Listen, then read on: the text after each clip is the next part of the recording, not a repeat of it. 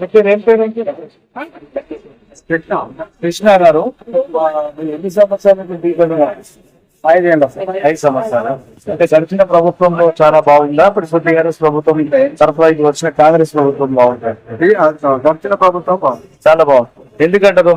ఎందుకంటే మాకు కరెంటు అప్పుడు నీళ్ళ బాధ ఉండేది, నీళ్ళ బాధ లేదు.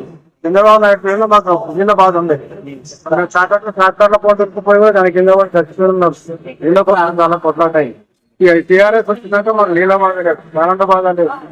మన రాజమోబారక్ అవి కూడా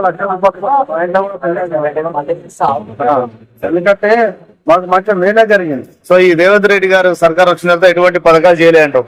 ఇంకేం చేయాలి, ఒక ఫ్రీ బస్ పెట్టిందండి అంతే. అది లేడీస్ కి మాత్రమే. గృహలక్ష్మి ఇచ్చిండు, ఫ్రీ కరెంట్ ఇచ్చిండు, ఫ్రీ గ్యాస్ ఇచ్చిండు. ఇంకా రాలే, కాలేదు. గ్యాస్ కూడా రాలేదు. ఏమో నెలకి 25,000 వస్తున్నాయా మీకు?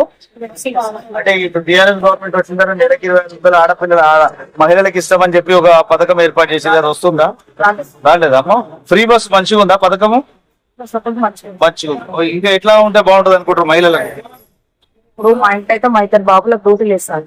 ఇప్పుడు సిటీలో డ్యూటీ లేదు, చాలా గరీబ్ పరిస్థితిలో ఉన్నాం సార్.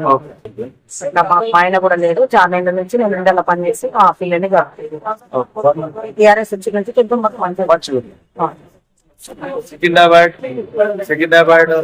మడపల్లి ఏరియాలో ఉంటున్న ప్రజానికం అంతా కూడా గత ప్రభుత్వంలో పథకాలు చాలా బాగున్నాయి, మాకు అందరికీ కూడా చేయూత చేసే విధంగా ఉండేది.